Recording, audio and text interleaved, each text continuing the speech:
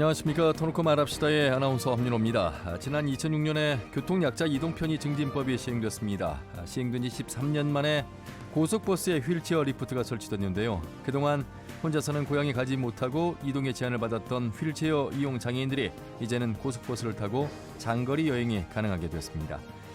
하지만 아직은 미흡합니다. 현재는 시범 운행하고 있고요. 노선도 전국에 4개에 불과합니다. 휠체어 탑승이 가능한 고속버스도 전체 9천여 대 중에 단 10대인 0.1%에 그치고 있습니다.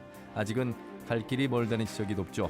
그래서 오늘 터놓고 말합시다에서는 장애인 이동권 확대의 시작, 고속버스 이용이란 주제로 함께하겠습니다. 고속버스 휠체어 탑승 제도가 안착할 수 있는 방안, 또 장애인 콜택시와 관련된 광역이동지원센터 등도 함께 짚어보겠습니다. 터놓고 말합시다는 사전 녹음 방송으로 진행하고 있습니다. 유튜브에서 KBS 전주총국이나 터놓고 말합시다를 검색하시면 실시간 보기와 다시 보기도 가능합니다. 많은 의견도 올려주시길 바라겠습니다. 자, 그럼 본격적인 토론에 들어가기 앞서 도민들은 장애인의 고속버스 이용에 대해 어떻게 생각하고 계신지 김세별 리포터의 도민 인서트로 함께 들어보시죠. 장애인들이 고속버스 터미널에서 투쟁하던 모습이 떠오르는데 시행된다니까 장애인들한테는 감동스러운 일이 될 것 같고요. 시범 운행 단계지만 휠체어 탑승이 가능한 버스가 10대뿐이라고 하니까 모자란 부분을 차츰 채워나갔으면 합니다. 저는 환영합니다. 왜냐면 그 사람들 살 권리가 있는데 비장애인을 위한 시설들만 있지 장애인들을 위한 시설이 거의 별로 없다는 거죠. 그렇기 때문에 일단은 똑같은 인간이기 때문에 내가 하고 싶어도 이거를 못하니까 비장애인들이 장애인들을 위해서 이동권을 보장을 해줘야죠. 장애인이 그러니까 상식적으로 이동을 못해서 가고 싶지만 교통수단이 없어서 좀 애로사항이 있었을 것 같아요. 만약에 제가 몸이 불편하다면 버스 이동이 좀 자유롭게 시스템이 되어 있거나 아니면 많은 분들이 도와주셨으면 좋을 것 같아요. 조금 더 자유롭게 더 많이 행복하게 원하는 곳에 가실 수 있지 않을까라는 생각이 들어요. 인간으로서의 그 자유와 인간의 기본적인 생활을 누리지 못하고 이렇게 사는 계기로 해서 어쨌든 그분들의 삶이 나아지면서 변해가는 그런 모습들을 같이 지켜봐 주시고 사회적 약자에 대한 배려는 지금보다 더 확대되어야 된다고 생각합니다. 그게 고속버스뿐만이 아니라 비행기 여러 가지도 지금 많이 불편한 건 사실이니까 좀 더 고속버스뿐만 아니라 그 이상으로도 확대를 좀 해야 된다고 생각을 합니다. 네, 도민들이 생각하는 장애인의 고속버스 이용에 대한 실태, 또 고속버스를 이용할 수 있게 된 그 현재 시점에서의 의견을 들었는데 역시 우리 전북 도민들은 장애인들에 대한 배려를 많이 하고 계시는 것 같습니다. 그리고 인식도 아주 좋은 것 같습니다. 오늘 이 내용 세 분과 함께 살펴보겠습니다. 먼저 전북 장애인 이동권 연대 유승건 대표님 반갑습니다. 네, 반갑습니다. 네, 그리고 한일장신대학교 사회복지학과 이예숙 교수님 어서 오세요. 안녕하세요. 반갑습니다. 네, 반갑습니다. 전주 생태교통시민행동의 김인순 대표님도 어서 오세요. 네, 반갑습니다. 안녕하세요. 자, 먼저 유승건 대표님 만나겠습니다. 오늘도 휠체어를 타고 이곳 스튜디오에 오셨습니다. 자, 오시는 길도 쉽지는 않습니다만 그동안에 이 고속버스도 휠체어를 탑승하고 전국을 다니고 싶다고 터미널 현장에서 네. 또 그동안 오랜 시간을 외쳐왔습니다. 그래서 시행된 지 13년 만에 이렇게 이루어졌는데 참 오랜 시간이 걸렸습니다. 먼저 소회부터 듣겠습니다. 저희들이 시의 이동권 보장을 위해서 지난 2014년 1월 24일 설 명절 맞이해서 버스 타기 투쟁을 시작을 했고요. 예. 그래서 5년 넘도록 격렬한 투쟁을 해왔습니다. 그래서 장애인도 모든 교통수단을 이동할 수 있게끔 권리를 보장해달라고 얘기를 했던 바가 있었고 예. 또 그 법에서도 교통약자법이라든지 장애인 차별금지법에도 명시가 되어 있는 상황이죠. 그래서 그렇게 가열차게 싸워와서 이제 와서 고속버스가 시행이 됐다고 볼 수 있습니다. 예. 사실 이동권은 기본권입니다. 누구나 이동할 수 있는 기본적인 권리인데 이것이 오랜 시간이 걸렸고 그것도 목소리를 상당히 높여왔습니다. 하멘커원다 현장을 통해서 함께 취재하면서 저도 저상버스, 지금 시내버스 안에는 저상버스라는 휠체어를 타고 탑승할 수 있게끔 되어 있습니다. 그 당시에도 버스들이 제대로 서지 않고 그냥 지나가는 경우 또 위치를 맞추지 못하면 탑승하기가 어려운 구조. 네네. 그래도 저상버스가 있기 때문에 시내에서는 이동했습니다만 고속버스 터미널에서 함께 또 취재를 하지 않았습니까? 네네. 며칠 전에 많은 장애인들이 그 현장에 나와서 반가워하는 모습을 볼 수 있었습니다. 네네. 많은 장애인분들의 반가운 분위기를 좀 많이 실감하고 계세요? 네, 지금 현재 그 장애인분들이 생소하고 비장애인들한테는 생소하지 않겠지만은 장애인들한테는 너무나 낯설고 생소한 것이 그 버스 터미널이거든요. 예. 왜냐면은 타고 싶어도 차가 없기 때문에 여태까지 이동을 못했던 것이고요. 예. 그래서 버스가 생겼다고 하니까 다들 기뻐하고 환호하고 있는 상황입니다. 예. 이예수 교수님. 네.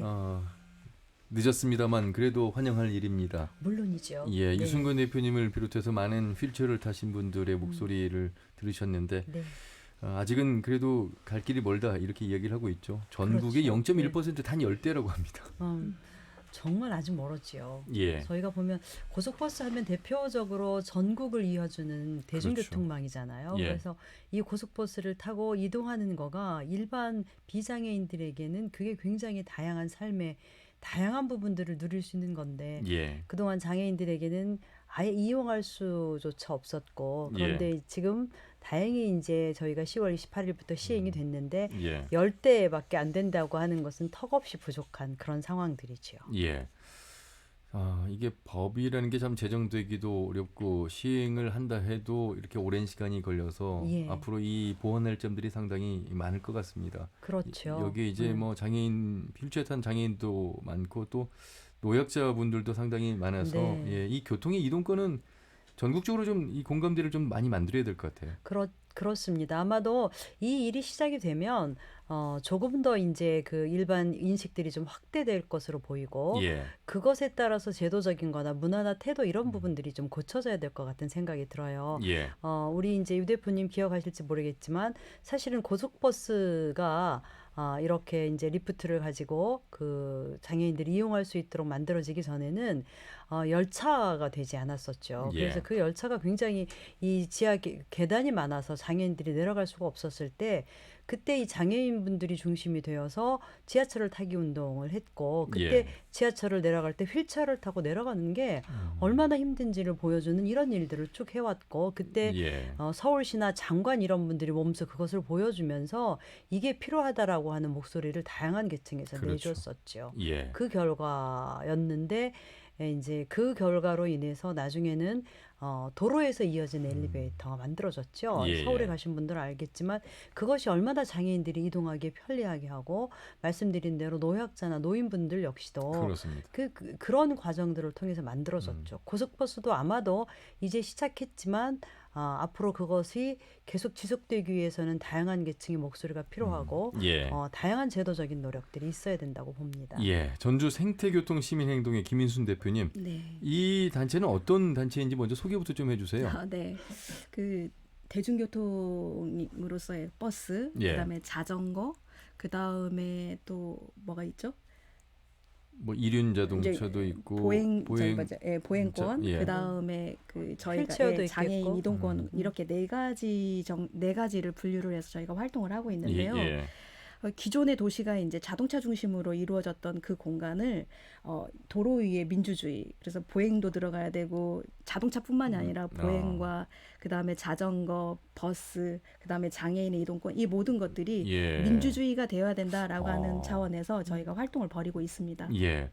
그런 의미에서 그 네 가지 중에 한 가지만 제대로 안 되고 있었던 것 같습니다. 물론 시내권 안에서는 네. 저상버스를 이용해서 운행을 하고 있습니다만 네. 그것마저도 어려움이 좀 많았는데 이제 고속버스까지 이용할 수 있는 상황. 하지만 단 0.1%. 네. 그래도 시범 운영이 갖는 의미는 깊겠습니다. 저는 이 이야기를 들었었을 때 굉장히 감동스러웠어요. 저희 아버지가 이제 장애인이었기 때문에 예. 휠체어를 갖고 나간다라고 하는 것은 거의 실제로 그 모험하고 똑같은 상황이었거든요. 아하. 그래서 헌법에서 보장된 이동권의 저는 시작이라고 생각을 합니다. 그래서 예. 실은 헌법에서는 대한민국 국민 누구나 자유롭고 안전하게 이동을 누릴 수 있는 그런 권리가 있고 또 인간으로서 존엄한 가치와 개인의 행복을 추구할 수 있고 평등권을 추구한다라고 하는 것을 전제함에도 불구하고 예. 이게 지금 실현되지 않았던 것이고요. 그렇죠. 더군다나 그 장애인 인권선언에서도 장애인은 자유로운 이동과 시설 이용에 필요한 편의를 제공받아야 한다고 적시되어 있음에도 불구하고 예. 여러 가지 예를 들면은 그 비용의 측면에서 이 장애인들의 이동에 대한 대한 부분들이 뭐 보행에서도 마찬가지고 이동에서도 마찬가지고 아. 탈 것들에서도 실은 타자화되어 있는 것이 예. 이 지금의 현실이라고 볼 수가 있겠죠. 자, 그런데 한편에서는 이런 생각을 가지신 분들도 계세요. 이미 이제 기차를 통해서도 이용할 수가 있고 또 네. 장애인 콜택시가 있는데 왜 굳이 이 고속버스까지 이렇게 확대해야 되느냐? 지금 네. 제가 이제 그날 현장에서 이 휠체어를 탑승할 수 있는 그 버스가 들어온다고 그래서 오랜 시간을 기다렸어요. 네. 왜냐하면 여기서 오랜 시간은 하루에 2회에서 많으면 3회 이것도 뭐 네. 정해진 건 아니고 또 10개 이제 많은 노선 중에 전주가 그래도 유일하게 이제 그게 이번에 선정이 돼서 다행인데 고속버스 6개의 비장애인 좌석을 이동해야만 휠체어 하나를 실을 수가 있습니다. 그리고 버스 한 대는 이제 2대의 휠체어를 탑승할 수 있어서 이런 반문을 하는 것에 대해서는 어떻게 이야기를 해야 되겠습니까? 그런데 이동의 다양성이라고 하는 걸 놓고 봤었을 때 예. 철도는 역사가 있는 것도 있고 없는 것도 있습니다. 예. 그런데 예를 들어서 철도 기차역이 이제 멈추는 곳이 100곳이라고 한다면 아하. 버스 같은 곳은 700곳까지 그렇네요. 저희가 접근이 가능하거든요. 그래서 이동의 다양성, 다양한 경로들을 접할 수 있기 때문에 이 광역 간의 버스 이동이라고 하는 것은 굉장히 중요한 삶의 질을 높일 수 있는 수단이 되는 것이죠. 이것을 질문으로 던진다고 하면 예. 저는 좀 의문같이 들리고요. 아. 실제로 저희가 일상에서 이동하는 경로를 놓고 봤었을 때도 예. 기차의 이동보다는 버스의 이동이 훨씬 더 많이 활용되고 있지 않나요? 역시 마찬가지로 비장애인이 그렇듯이 장애인도 역시 그런 이동 수단을 활용할 수 있어야 된다는 것이죠. 예. 자, 전체 고속버스가 여러분 9,100대 정도가 있다고 하는데 이 중에 0.1%인 단 10대만 하루에 2-3번을 운행하는데 그 많은 시도 중에서 전주가 강릉, 부산, 당진과 함께 포함이 됐습니다. 자, 그런데 서울만 갈 수 있는 그것도 하루에 2-3회. 유승권 대표님, 탑승 인원은 그 버스 한 대 이제 2대 휠체어만 탑승할 수가 있어요. 네, 그렇죠. 그리고 3일 전에 예약을 해야 되고 네네. 또 2-30분 전에 도착을 해야 되고 네네. 만약에 그 예약자가 많으면 또 활용하기가 어려운 그런 상황이잖아요. 네네. 예. 그렇죠. 이 부분에 대해서는 아쉬움이 많이 남으시겠습니다. 예, 현재 그 좌석 자상 버스가 생긴 거는 환영하는 바입니다. 예. 하지만은 실질적으로 좌석을 봤을 때는 너무나 비장애인 좌석보다는 너무나 아직까지도 부족하다라고 생각이 들고요. 그리고 뭐 좌석이 네. 따로 있는 것이 아니고 휠체어에 그대로 앉아서 지금 가시는 거예요. 네네네, 그렇죠. 예.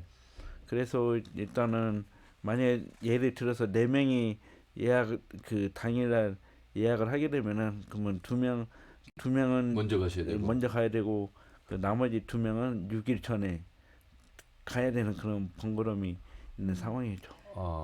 하루에 그러니까 이제 2번을 운행한다고 하면 네. 왕복 2번. 네. 그럼 이제 이 전주에서 서울 가실 때 먼저 있는 차에 2분 가시고 네. 오후에 있는 차에 2분 가시고 4분만 가실 수 있는 거예요. 네, 그죠. 그렇죠. 전라북도에 네. 휠체어를 타신 장애인분들이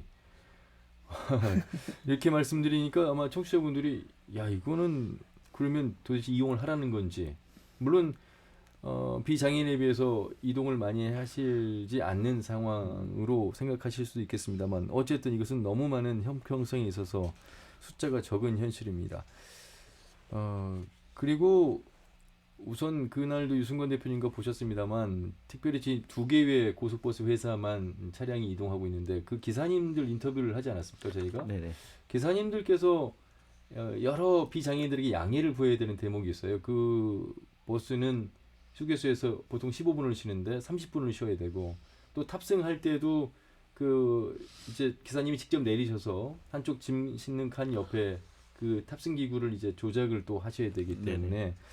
뭐 눈치도 많이 보일 수도 있고 네. 여러 이 배려가 좀 필요한 상황에서 그런 부분들에 대한 홍보도 좀 많이 돼야 되겠다 이런 생각도 들고요. 네, 그죠. 일단은 항상 저희들은 저당버스를 타거나 아니면은 시내 저당버스를 탈 때도 항상 눈치를 봐요. 예. 왜냐면은 그 슬로프가 내려오는 동시에 장애인이 타게 되면은 그 따가운 시선을 다 몸으로 받아야 되는 상황이고. 지금 바쁜데 왜 이 휠체어를 탄 장애인을 탑승을 하느냐? 빨리 네. 가지. 뭐 제도 같이 이렇게 네, 그런 얘기도 탑승을 해봤을 때 듣기도 하고. 들었습니다만. 예, 그래서 항상 그런 시선 눈초리를 봐야 되는데 그거는 인식 전환이 문제가 되는 것 같아요. 예. 그래서 그 홍보라든지 그런 것을 지자체에서 좀 더 적극적으로 홍보를 해야 되지 않을까. 그래야만 인식 전환이 자연스럽게 순환이 되지 않을까. 사람이 타는데 왜 쳐다봐야 되고 눈치를 봐야 되는지 그런 것이 있어서 일단은 그런 인식이 먼저 전환이 돼야 된다고 생각합니다. 예, 김순 대표님. 네. 뭐 들으신 것처럼 버스는 운행이 됐습니다만 네. 여러 불편함을 감수해야 되고 그런데 그것보다 더 중요한 건 이 비장애인들에 대한 장애인을 바라보는 시선, 인식의 개선 늘 수십 년째 이야기를 하고 있습니다. 그래도 많이 개선되고 있습니다만 역시 이제 고속버스에서 이 휠체어를 이제 탑승할 수 있는 차량이 이동한다는 것을 이제 알게 되실 텐데 네. 많은 배려를 좀 해주셔야 될 것 같아요. 너무 당연하죠. 저도 좀 전에 그 두 분이 말씀 나누신 것처럼 그 휠체어를 타고 버스를 탔었을 경우에 그 시민이 주는 시선이나 그 언어들을 보게 되면 저는 마음이 아팠어요. 근데 이것들이 자주 그러한 장면들을 목격하게 되면 똑같이 타는 사람들이구나라고 하는 이해가 있을 텐데 너무나 드물게 저는 제가 버스 탄 지 한 40년 됐는데요. 예. 이 기간 동안에 휠체어가 버스에 오르는 건 딱 3번 봤습니다. 너무 신기해서 제가 도와드리겠다고 말씀드렸는데 그분이 이제 거부를 하셨지만 예. 그 정도 상황이기 때문에 일반인 입장에서 그러니까 비장애인 입장에서는 이게 귀찮게 느껴지거나 늦게 갈 수밖에 없다라고 하는 그런 인식을 할 수밖에 없죠. 그래서 저는 좋은 방법은 많은 그 장애인 비장애인이 타는 기회를 많이 봐야 되는 거고 또 타는 기회가 많아지게 되면 이런 문제는 좀 사라지지 않을까라는 생각이 듭니다. 후천적으로 장애가 되는 경우가 더 많습니다. 90% 이상이죠. 누구나 장애를 가질 수 있고 조금씩은 장애를 안고 있습니다. 네. 그런 면에서 본다면 이해숙 교수님 네.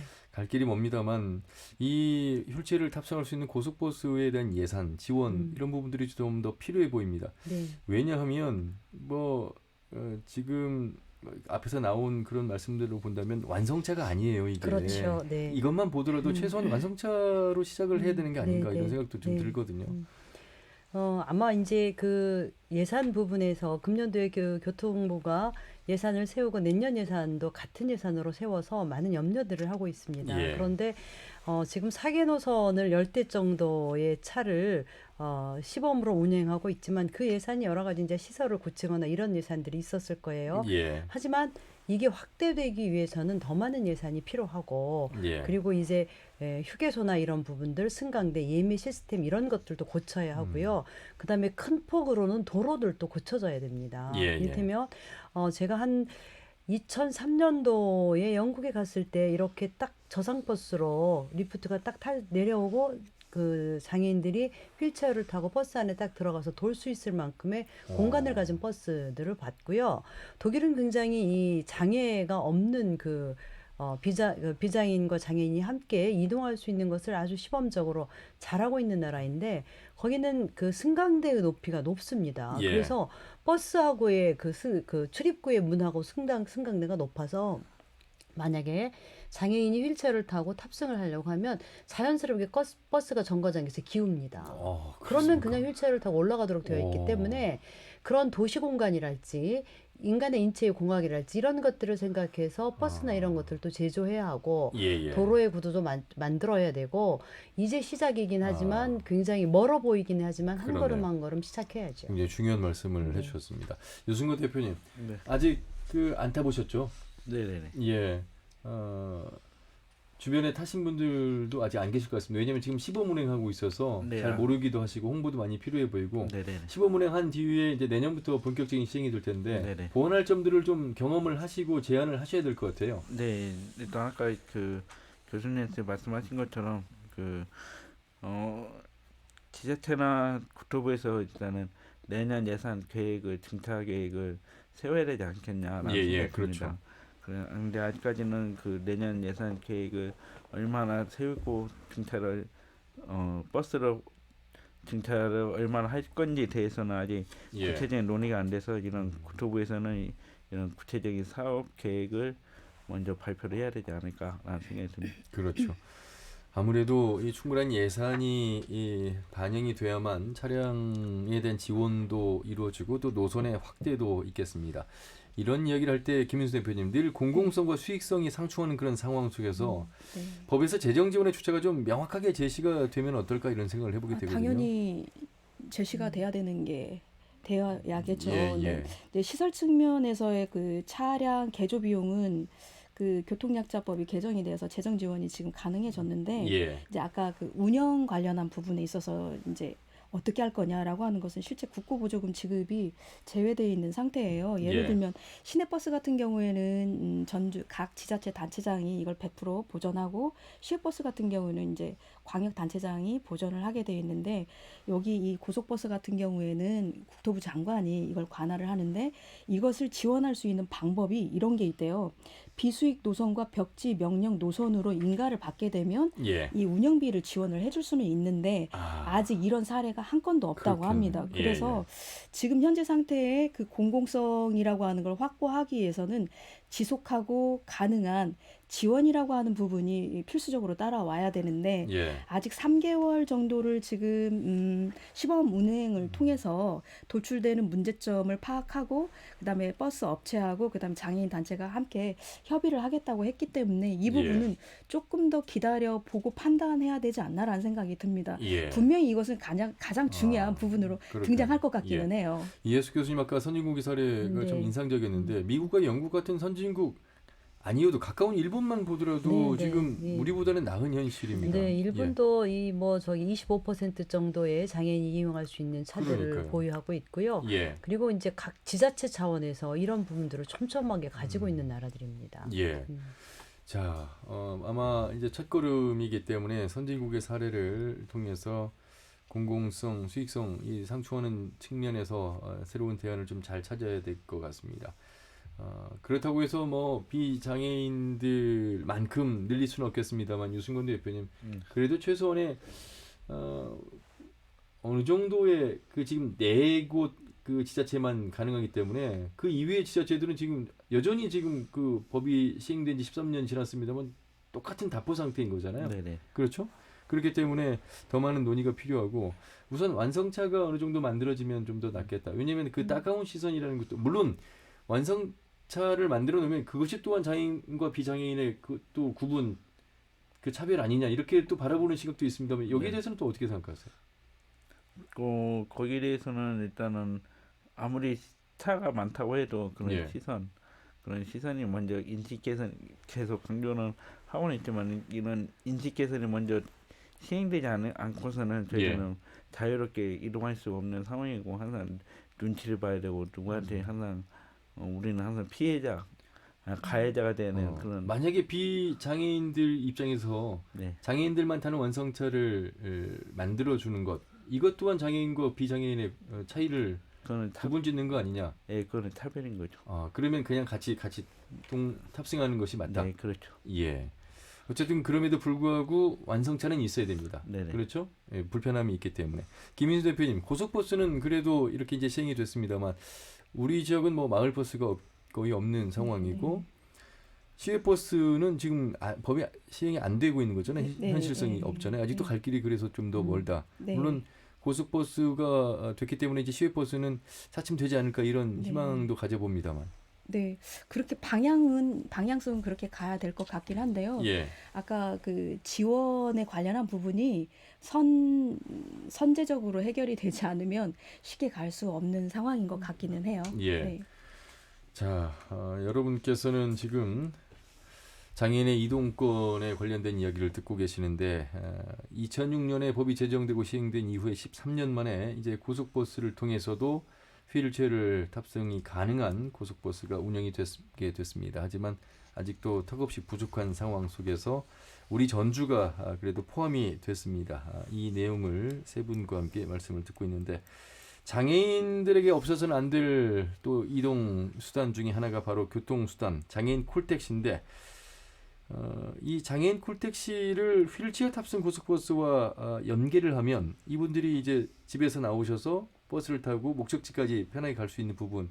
네. 지금 아직은 그런 정도는 아닌 것 같고요. 이해수 교수님. 아직 그거는 안 돼 있죠. 그건 예. 안 돼 있는데 그 꼭 필요하죠. 그리고 지자체에서 조례나 이런 것들도 좀 필요하고 예. 그다음에 그 지자체와 지자체가 서로 협력하는 시스템도 매우 중요하다고 봅니다. 예. 이를테면 제가 한 2년 전쯤으로 기억을 하는데요. 전주시에 장애인 콜택시를 이용하는 대학생이 있었어요. 예. 그런데 의회에서 전주시 대학생이 왜 완주군까지 가느냐 이렇게 해서 완주군까지 이동 콜택시를 지원하지 않겠다 이런 결정을 아니 한 갈 수 거예요. 있잖아요. 택시를 타고 시외를 갈 수 네, 있잖아요. 근데 의회에서 이거는 아니다라고 얘기를 했다는 아. 거예요. 그래서 지자체가 서로 이게 협력을 하거나 이런 부분들을 촘촘하게 살펴봐야 되는 부분들이 많이 있습니다. 예. 장애인 콜택시 관련해서 자연스럽게 한번 이야기를 나눠보도록 하겠습니다. 네. 유승권 대표님. 네.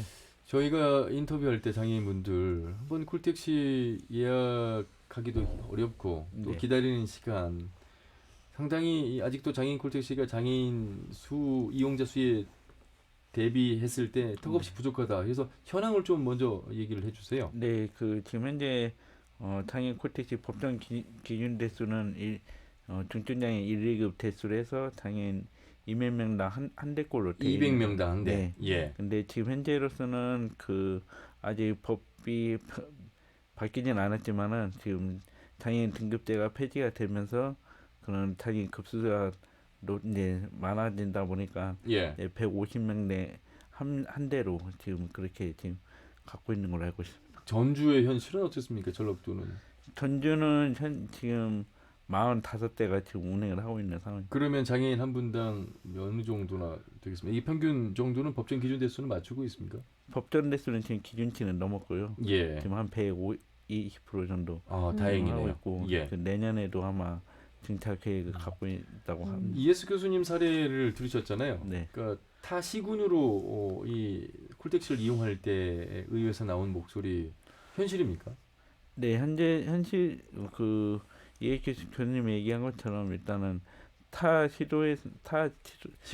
시군에서는 지금 현재 그 법정 대수가 다 맞춰져 있지만은 그 법정 대 기준치 봤을 때 장애인 수만큼 못 미칩니까? 예, 못 미치고 있는 상황이죠. 그래서 저희들이 요구를 하는 거는 타 시군의 그 법정 대수만 맞췄다고 거기서 끝낼 것이 아니라 필요하다면 더 증차 계획을 계속 세워서 늘려 나가야 된다라는 것이죠. 그래서 바로 이런 시군 간의 차이가 있기 때문에 지금 장애인 이동권 차별철폐 연대에서는 목소리를 내서 광역이동지원센터가 설치를 요구했는데 11월 1일 그 며칠 전부터 지금 운영이 되고 있는 겁니다. 그렇죠? 네네네.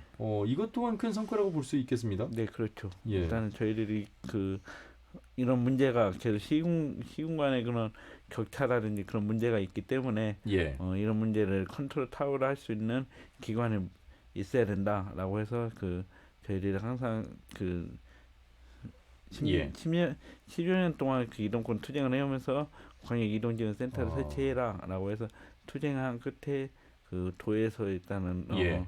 그 복고 기금 추진금으로 그 광역 이동지원센터를 설치가 된 거죠. 이예수 교수님 고속버스 이용권이 가능한 것만큼 이 광역 이동 지원센터가 네. 설치된 건 상당히 반가운 얘기입니다. 그렇죠. 예. 그렇죠. 이제 좀 전에 말씀드린 것처럼 광역 차원에서 이 이동권을 컨트롤할 수 있어야 예. 서로 이 광역 자체 안에서 이동이 보장이 되고 그렇죠. 확대되고 그러면서 교육이나 여가나 이런 부분들이 쭉 확산이 되는 거죠. 예. 그런데 뭐 광역 자치가 안 되고 그냥 기초에서 여기서니까 여기서만 해라 그러면 이동권을 또 한 번 제한하는 그렇죠. 게 되고 구속이 되는 거가 되는 거죠. 예.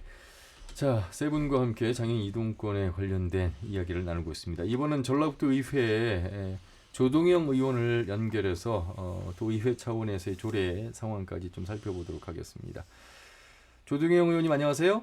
아유, 안녕하십니까? 예. 예, 반갑습니다.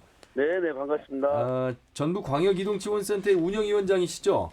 네네. 예, 장애인 콜택시와 고속버스 등 장애인 이동권 확대에 대한 전반적인 대안들을 함께 말씀 나누고 있는데 일단 네네. 뭐 휠체어 탑승이 가능한 고속버스가 시범이 됐습니다. 이 사안에 대해서 어떻게 생각하시는지요?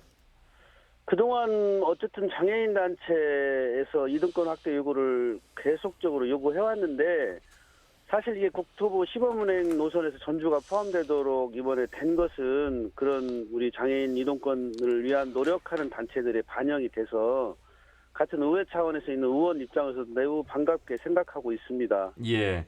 네네. 자, 전라북도가 이제 국토부의 시범운행 노선에 포함이 돼서 다행이고요. 도의회의 노력도 상당히 많이 있었던 걸로 알고 있습니다. 그렇죠. 네네네. 예. 시범운행 과정에서 드러나는 미흡한 점들이 있을 텐데 이 내용도 좀 꼼꼼히 살펴보셔야 되겠어요. 전주가 포함이 됐기 때문에. 뭐 사실 이 시범운행 같은 경우는 꼼꼼히 살펴봐야 됩니다. 왜 그러냐면 이게 이동권에 대한 인식이 국민적으로 많이 확산돼 있지 않고 또 사례가 많지 않습니다. 그렇기 예. 때문에 아마도 실제 장애인 이동권을 확보하기 위해서 이런 시범운행 노선을 만들었지만 저는 개인적으로 많은 오류가 있을 거다. 다만 이것을 희망적으로 보는 거는 정부가 앞으로도 이런 개선 사항이 있으면 언제든지 반영할 생각을 갖고 있더라라고 예. 하는 게 개인적으로 상당히 희망을 갖고 있습니다. 예. 자, 그런데요, 보면 시범운행 이후에 구체적인 계획이 나와 있지 않고 예산과 관련해서도 살펴봐도 올해와 같은 예산이 책정이 된 걸 보면 많은 걸 기대하기는 좀 어려운 현실이 아닐까 싶어서 도 차원에서도 이걸 정부에 좀 제안할 수 있는 노력을 좀 많이 하셔야 될 것 같아요. 예, 맞습니다. 이게 실제로 예산이 그냥 동일하게 반영됐는데 문제는 이제 이 결과를 좀 더 세밀하게 분석해서 이게 대다수는 그 수요 대비 현재 예산의 공급이 현실적으로 부족할 수밖에 없거든요. 예. 그래서 저는 의회 차원에서 이걸 도의회 차원에서 좀 꼼꼼히 챙겨가지고 더 많은 예산이 확보될 수 있도록 그래서 고속버스뿐만이 아니고 예. 시외버스 휠체어도 탑승이 가능하도록 좀 노력을 할 생각입니다. 그렇죠. 자, 네네. 그리고 우리 도내 상황에 장애인 콜택시의 상황에 대한 이야기를 좀 나눠보도록 하겠습니다. 네네. 14개 시군의 장애인 콜택시의 요금 또 운영 방식 이걸 참 차이가 있었어요. 그래서 네네네. 이걸 통일시키는 그 노력들을 많이 했고 그래서 이제 광역 네. 이동 지원센터가 시범 운영이 됐는데 어떤 변화들이 좀 일어나는 건지 이 요금이라든지 뭐 이용 시간 또 운행 체계에 대한 규정 좀 달라지는 부분 좀 살펴주시죠. 그렇죠. 그러니까 뭐 잘 아시겠지만 이용 대상자나 예약 포함 요금 등이 서로 다 지자체 간에 달랐잖아요. 그래서 예. 이러한 것들을 개선하고 뭔가 통합해서 운영하기 때문에 저는 장애인 단체 등에서 이제 이 요구해왔던 광역이동 지원센터를 설치하게 된 것은 사실 큰 성과라고 생각하고 있습니다. 그리고 이제 다만 이러한 것들을 진행하게 되면서 이것도 이제 결국 11월 달 한 달 시범 운행을 하게 돼 있는데 이 시범 운행 과정에서도 상당히 많은 문제점이 벌써부터 노출되고 있어요. 그래서 예. 그런 문제들을 좀 빨리빨리 캐치해가지고 뭐 저도 운영위원장으로서 이거에 대한 완벽한 전문가는 아니지만 저는 의견을 수렴하고 도에 제안하고 이 시행하는 시행 집행기구들한테 좀 잘 적용될 수 있도록 가교 역할을 충분히 잘 하려고 노력하고 있습니다. 예. 가장 달라진 점은 역시 도내 사전 등록된 이용자라면 누구나 거주적 관계없이 동일한 요금으로 이 교통약자 콜택시를 자유롭게 이용할 수 있는 점 아닐까 싶습니다. 뭐 그것뿐만이 아니고 뭐 전체적으로는 이용 요금도 현실적으로 좀 그 전에 비해서 예. 기초단체에서 그냥 막 진행하던 것보다는 상대적으로 줄어들었고요. 예. 또 이걸 통일적으로 전문적인 기관이 운영하기 때문에 기초단체에서 사실 역량이나 노력은 하지만 역량이나 능력이 현실적으로 부족해서 운영의 어떤 실질적인 효과를 적게 본 측면도 있습니다. 그러나 예. 이러한 운영의 노하우가 축적되면 전체적으로는 결국 장애인 이동권을 요구하는 장애인분들의 서비스 개선이 이루어질 거라고 저는 생각하고 있습니다. 예, 보니까 이 전북광역이동센터가 매년 8억 원씩 3년간 24억 원을 지원받으면서 상담사도 15분이나 특별히 배정이 되셨네요. 네네네, 그렇습니다. 예. 예. 자, 전북장애인이동권연대 유승권 대표 그리고 한일장신대학교 사회복지학과 이예숙 교수, 전주 생태교통시민행동 김인순 대표 세 분과 함께하고 있는데 혹시 세 분 중에 유승권 대표님 도나 도의회 지금 조동용 위원장님 함께하고 계시는데 질문이나 제언하실 말씀 있으시면 해주시죠. 네, 그 장애인 아니요, 수고 그 인사 나누시고요. 네, 안녕하세요. 아이고 안녕하세요. 네, 항상 힘써주셔서 감사드립니다. 아유 감사합니다. 네, 그 장애인 콜택시 이용자가 많아 현재 이 2배 수준으로 증가해야 한다는 주장도 나오고 있는데요.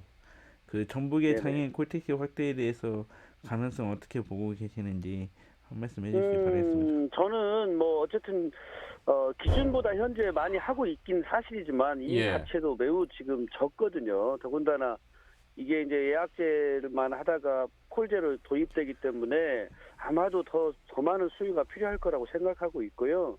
더군다나 이제 뭐 작년 7월달에 지난 7월달에 장애인 등급제가 폐지됐잖아요. 그리고 개정됐고 그래서 200명당 뭐 한 대에서 150명당 한 대로 변경됐고 그래서 이제 지금 금년 올해 말까지 18대 도입을 할 계획이고 앞으로 한 60대 정도 추가로 도입할 거예요. 그래서 저는 우리 유 대표님의 요구 사항이나 이런 것이 있으면 언제든지 좀 얘기를 하셔가지고 네. 전라북도 의회에서 좀 적극적으로 노력해서 이걸 최대한 많이 늘릴 수 있도록 네. 아무튼 노력을 하겠습니다. 예. 혹시 두 분 중에 뭐 질문 있으시면 하시고요. 네. 예. 김인순 예. 대표님. 의원님 안녕하세요. 저 김인순이라고 네. 합니다. 네, 안녕하세요. 장애인들의 더욱 편리한 이동을 위해서는 휠체어 탑승 고속버스하고 또 특별교통수단을 연계하는 방안이 반드시 필요하거든요. 그래서 좀 네네네. 전에 말씀 중에 나왔던 것처럼 이 연계 방안에 대한 다른 대안들이 있나요?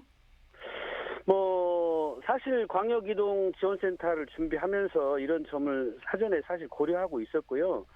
센터가 조금만 안착되고 정상화되면 뭐 이런 정도 방안을 지금 현재 고민하고 있어요. 예를 들면 고속버스 이용 시간에 맞추어서 특별교통수단을 예약제로 편성해서 더 편리하게 어떤 이동수단을 확보해 주는다든가 이런 방식을 여러 가지로 고려해야 되지 않을까 이렇게 생각하고 있습니다. 예.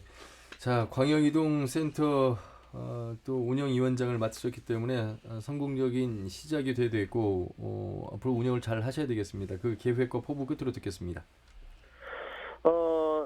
저는 이번 문제 그 광역이동센터 운영하면서 지금 불과 이제 한 5일 정도 됐는데 사실 장애인분들이 한편으로는 성원도 있었지만 또 한편으로는 지금 이미 여러 가지 문제들이 노출됐어요. 그래서 예. 저는 개인적으로는 장애인 이동권은 더 많은 예산이 확보돼야 되고 비장애인과 장애인이 동일한 이동 조건을 갖추도록 해줘야 된다라는 생각을 갖고 있습니다. 그런 예. 측면에서 도민 여러분들하고 또 우리 도의회 차원에서 열심히 노력해서 전라북도가 그러한 예산도 많이 반영될 수 있도록 최선을 다하겠습니다. 예, 말씀 잘 들었습니다. 고맙습니다.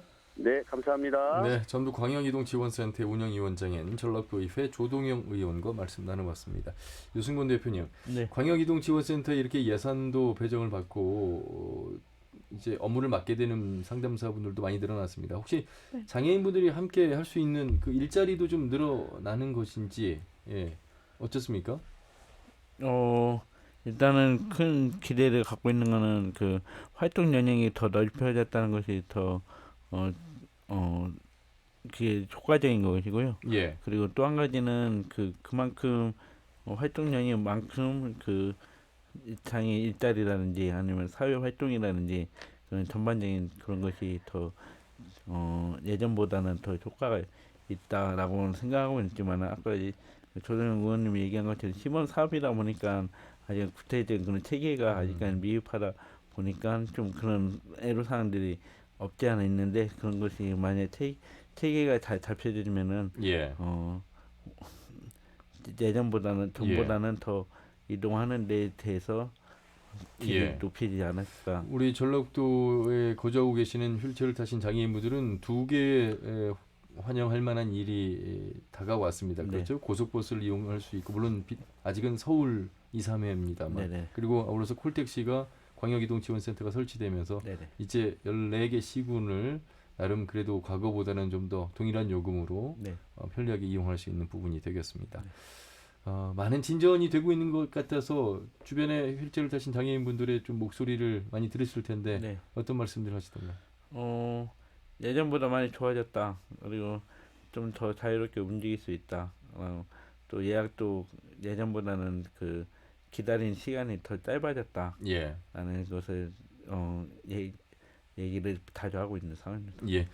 자, 터놓고 말합시다. 장애인 이동권 확대의 시작 고속버스 이용이라는 주제로 함께하고 있습니다. 한일장신대학교 서희복지학과 이혜숙 교수 그리고 전주생태교통시민행동의 김인순 대표 전북 장애인 이동권 연대 유승곤 대표와 함께했습니다. 저희 터놓고 말합시다는 유튜브를 통해서도 실시간 보기와 다시 보기가 가능합니다. KBS 전주 충국이나 터놓고 말합시다를 검색하시면 되고요. 많은 의견도 올려주시면 되겠습니다.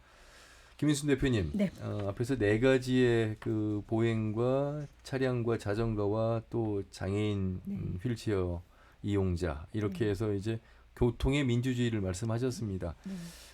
전주, 전라북도 교통 약자가 살기 힘든 곳이란 그런 이제 오명을 벗기 위해서 많은 노력들을 하고 있는데 2016년 교통약자 실태조사에서 전북의 교통복지 수준 최하위권으로 나타났습니까? 그러게요. 네, 그렇다는 이제 소식을 들었는데요. 예. 정말 누가 들어도 실망스러운 일이잖아요. 네. 그래서 전라북도나 전주는 그 실제 그 인구 대비 차량이 굉장히 많은 지역이 그렇죠. 될 수밖에 없었던 상황이었던 것 같아요. 그래서 예.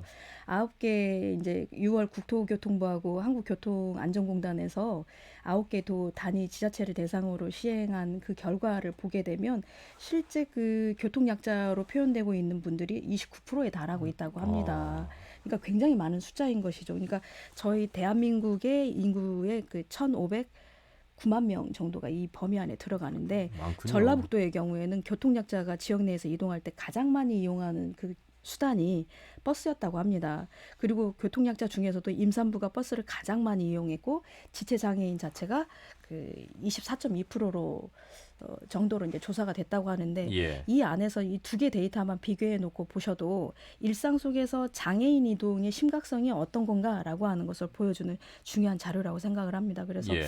일반적으로 그 우리 시민들의 관심이 장애인, 비장애인 둘에 대한 그 뭐라고 표현할까요? 이동에 있어서의 예. 자유로운 선택이 이루어질 수 있는 것들의 장을 마련해 주는 게 비장애인의 역할 아닐까라는 생각이 예. 들더라고요. 이예숙 교수님, 네. 수요응답형 대중교통 서비스가 전라북도가 국내에서 최초로 도입을 네, 했습니까? 네, 그렇습니다.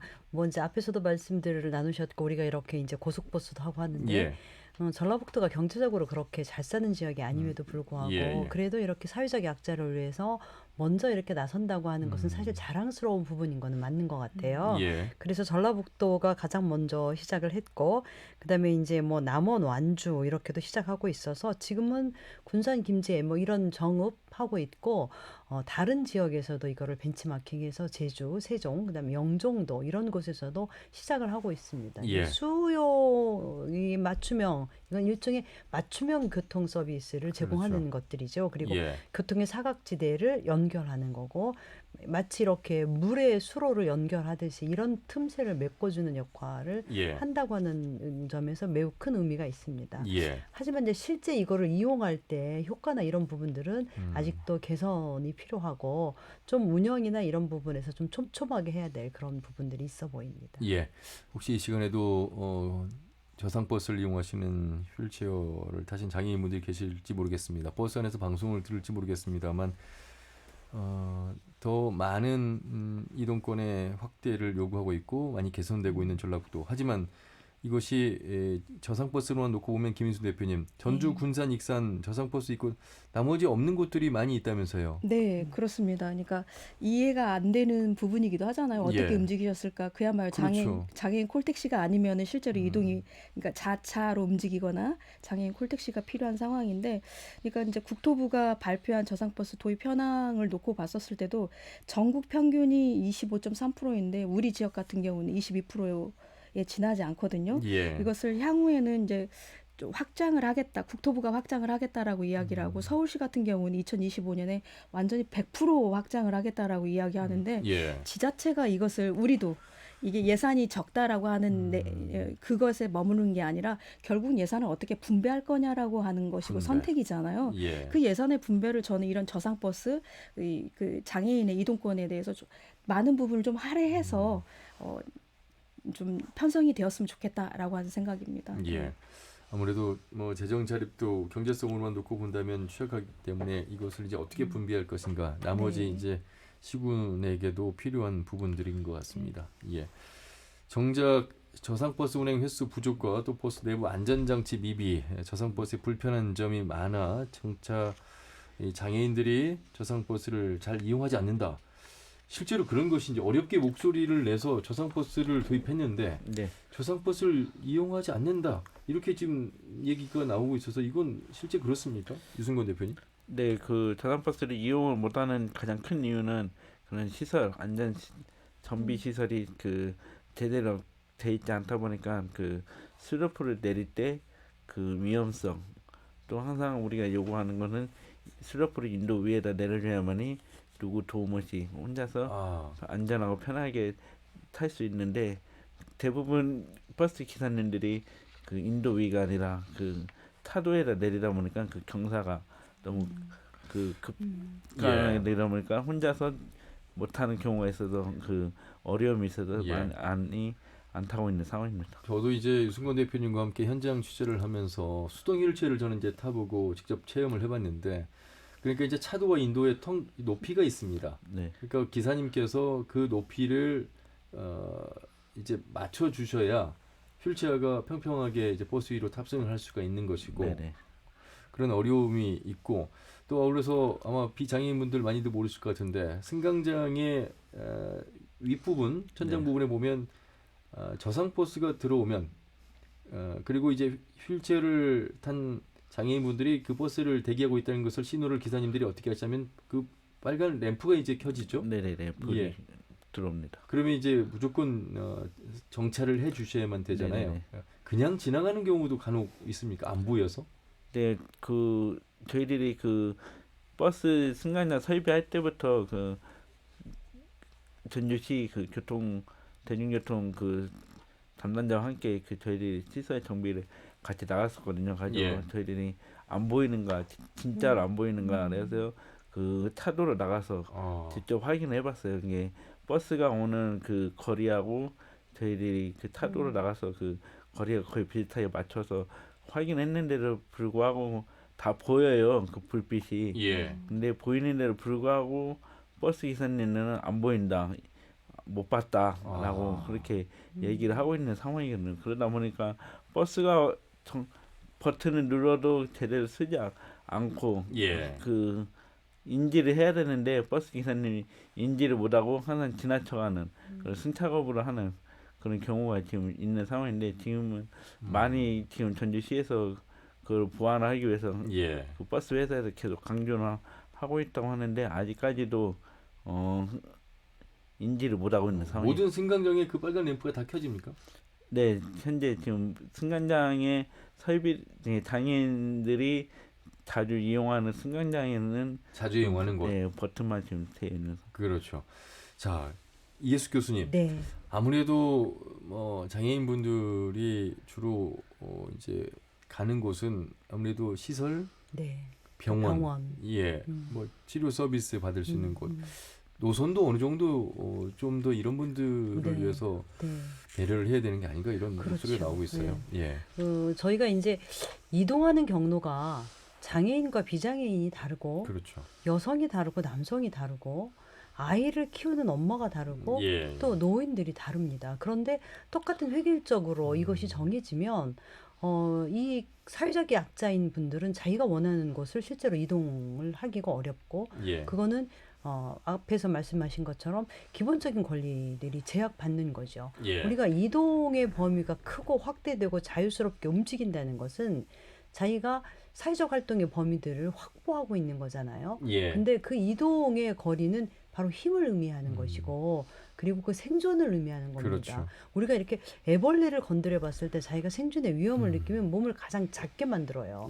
이동의 이동권을 보장해주지 않는다는 것은 생존할 수 있는 영역을 빼앗는 거고 축소시키는 것이기 때문에 어디든지 병원을 가거나 또는 기타 자기가 필요한 것들을 시장을 가거나 했을 때 이런 노선들을 감안해서 이동 경로나 도시 계획이나 노선이나 이런 것들을 저는 촘촘하게 세워야 된다고 봅니다. 김윤순 대표님. 네. 장애인의 주차 구역이 있습니다. 누가 봐도 이곳은 장애인 주차 구역이라는 걸 알 수 있는데, 간혹 급할 때 내지는 장애인 주차 구역에 장애인들이 주차를 하기 어렵게 만드는 그 주차 모습을 종종 봐서 이런 경우도 상당히 배려를 많이 해야 될 것 같고 과태료의 대상입니다. 그렇죠?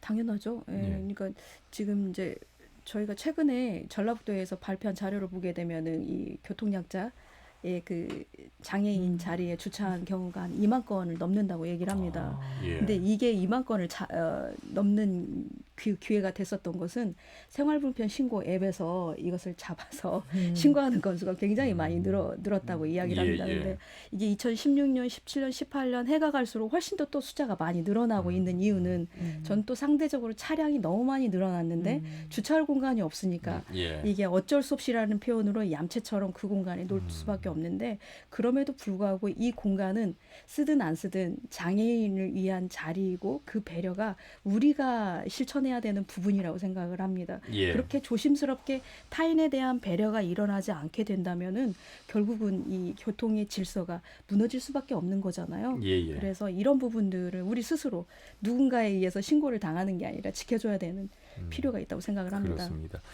아울러서 그냥 버스나 콜택시가 아닌 경우에 평상시 이동을 할 때 아마 비장애인분들은 휠체어를 탄 장애인분들이 이동할 때 전동이다 보니까 편안하게 가실 거야라고 생각하실지 모르겠습니다. 한 번이라도 휠체어를 타보신 분은 얼마나 우리의 인도 상황이 울퉁불퉁하고 불편한 건지를 아마 체감을 안 하셔서 모르실 것 같은데 이 인도 이외의 그 도로 상황도 좀 많이 개선돼야 될 것 같아요. 참 여기까지 미치기에는 볼라드도 있고 그 공사 중인 또 도로도 인도도 많고 그래서 늘 돌아가야 되는 어려움도 있어서 이 부분에 대해서도 유승권 대표님 한 말씀 해주시죠. 네, 뭐 저 또한 그 전동 휠체어를 타고 다니면서 인도보다는 차도로 많이 이용을 하고 있는 상황이네요. 왜 그렇습니까? 위험한데요. 왜 그러냐면은 그 쉽게 설명을 하자면은 자동차를 끌고 비포장도로를 항상 달린다고 생각하시면 됩니다. 그러다 보니까 그 저희들은 그 인도 블록이 그 평평치 않고 울퉁불퉁하다 보니까 그 모든 체형을 다 몸으로 받아내야 되다 보니까 그 피로도라든지 긴장도가 더 심해서 그 운전하기가 더 어려워서 차라리 위험을 감수하더라도 이 차도로 나가서 이동을 하는 상황이 되면 차도로 되고 있는 이용하시는 게 이제 평평하고 편해서 그런데 사실 차도에 갓길 주차되어 있고 그러다 보면 또 도로 안으로 더 들어와야 되는 그런 위험한 상황. 그래서 긴장도가 더 높고 피로도가 높다 이런 말씀이잖아요. 이제 마무리를 좀 해주셔야 될 것 같습니다. 이혜숙 교수님. 일단 뭐 비장애인들에 대한 의식도 많이 개선되고 있습니다만 또 이렇게 정부 차원에서 이동권의 문제를 해결하고 있어서 간단하게 한 말씀만 해주신다면. 저는 뭐 정부에서 이런 이동권을 확보하기 위해서 애를 써주신 것에 대해서 굉장히 박수를 치고 싶습니다. 사실은 이 정부의 역할이 매우 중요하거든요. 독일이 그렇게 장벽 없는 사회를 만들어갈 수 있었던 거는 독일 정부의 노력이 매우 컸습니다. 그래서 그 부분에 대해서 꼭 정부에서 이 일을 의지를 가지고 실행해 주시기 바랍니다. 세 분 말씀 잘 들었습니다. 고맙습니다. 네, 감사합니다. 네, 김인순 대표, 이혜숙 교수, 유승권 대표와 함께했습니다. 여기서 인사드리죠. 함윤희였습니다. 고맙습니다.